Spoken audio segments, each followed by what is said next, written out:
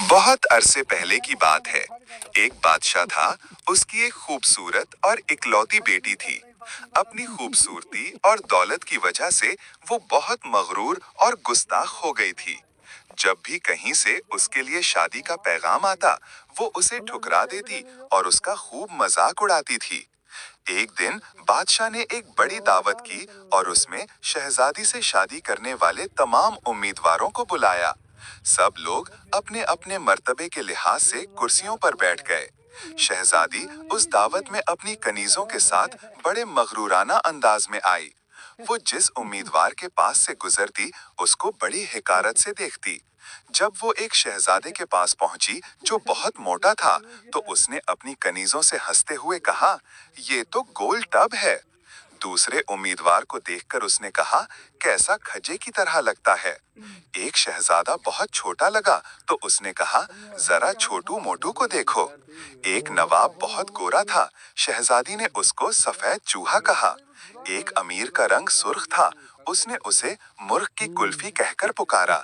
इसी तरह वो हर उम्मीदवार की बेइज्जती करती रही। लेकिन वो एक बादशाह को देखकर तो बहुत हंसी, क्योंकि उसकी दाढ़ी थी।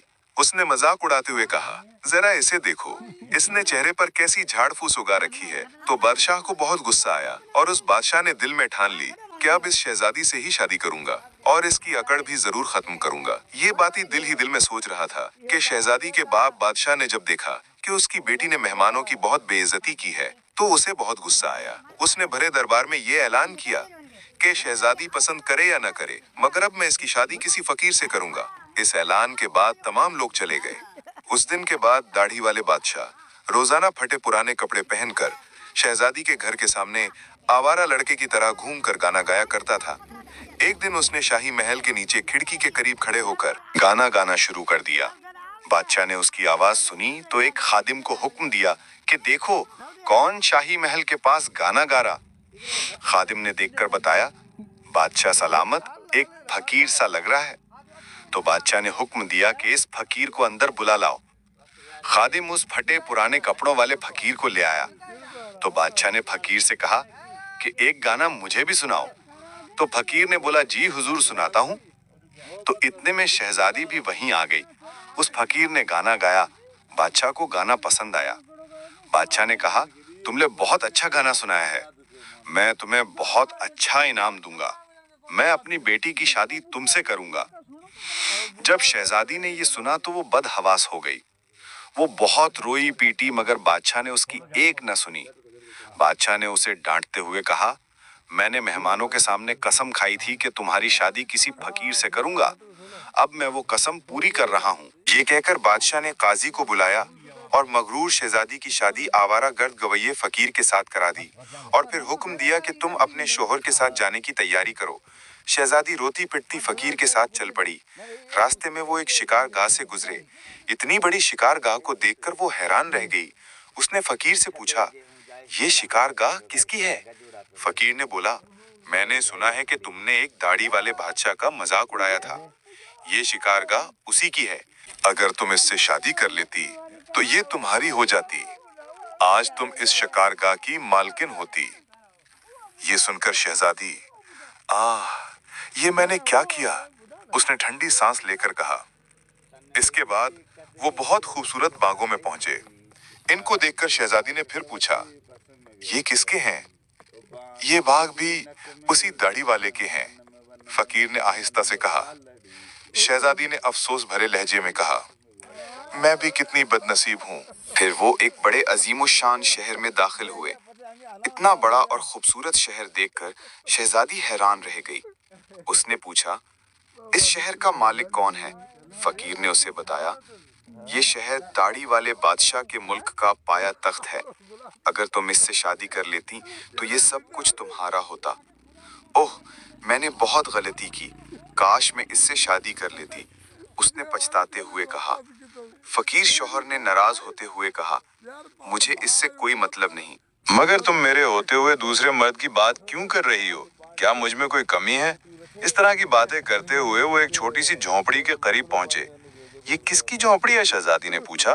तो फकीर बोला, ये मेरा घर है और यही वो जगह है जहां हमें जिंदगी गुजारनी है। तुम्हारे नौकर कहाँ हैं?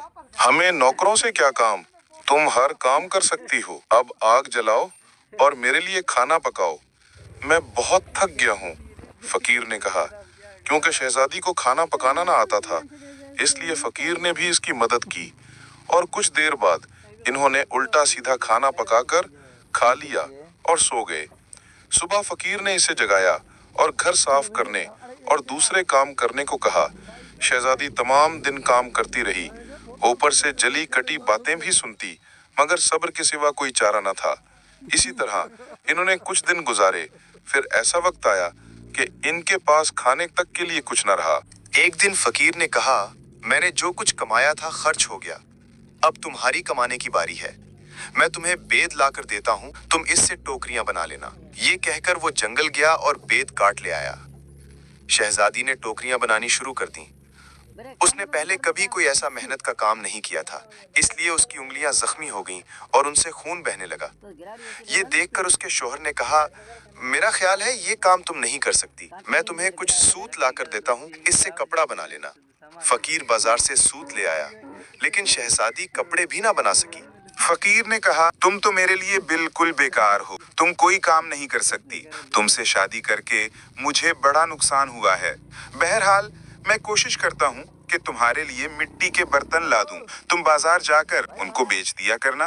मगरूर शहजादी ने अकड़ कर कहा, मगर जब मैं बाजार में खड़ी होंगी तो मेरे मुल्क के लोग मुझे इस हाल में देखकर खूब हंसेंगे। फकीर ने कहा, ये मेरा मसला नहीं है, अगर तुम भूख से मरना नहीं चाहती तो तुम्हें ये काम करना पड़ेगा। फकीर ने मिट्टी के बर्तन का ढेर दिया। शहजादी वो बर्तन बेचने बाजार ले गई। मिट्टी के बर्तन बेचने का काम बहुत अच्छा चल रहा था।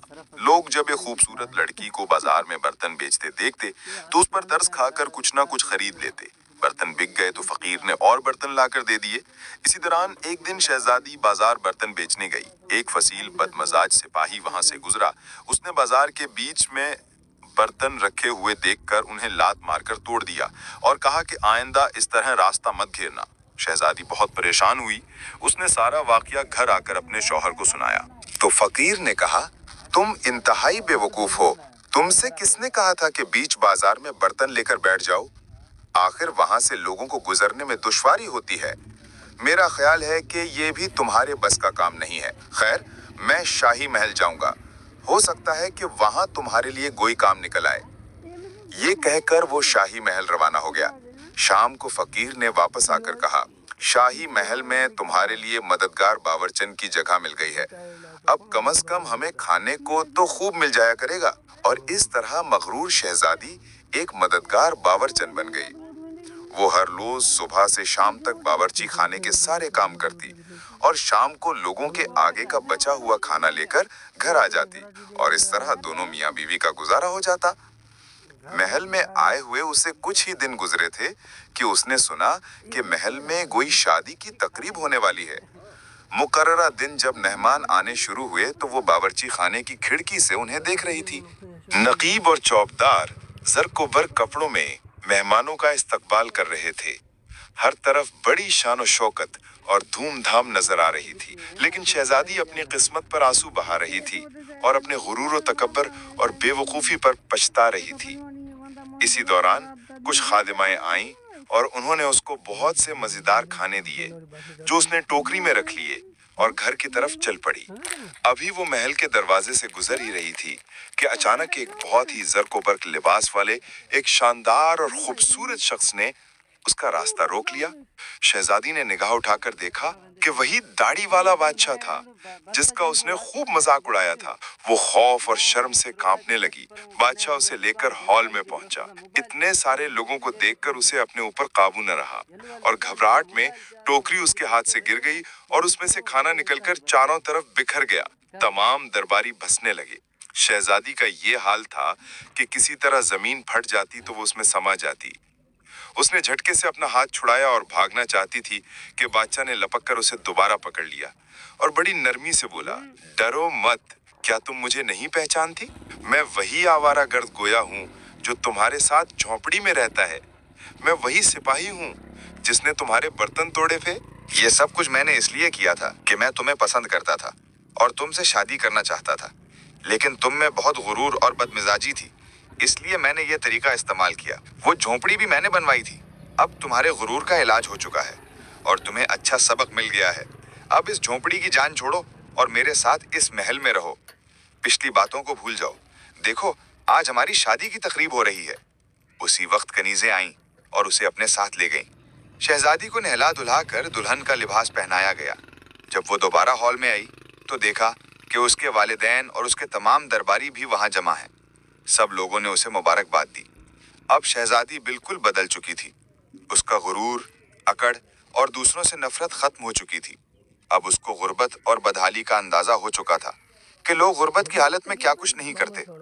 اب شہزادی خوشی خوشی اس بادشاہ کے ساتھ رہنے لگی اور غریبوں اور مسکینوں کی مدد کرنے لگی. مزید ایسی کہانیاں سننے کے لیے ہمارے چینل کو سبسکرائب کریں اور ساتھ میں بیل آئیکن کو پریس کریں تاکہ آپ کو ہماری نئی ویڈیوز کا نوٹیفیکیشن آئے. پھر ملیں گے ایک اور نئی ویڈیو کے ساتھ. تب تک کے لیے اللہ حافظ.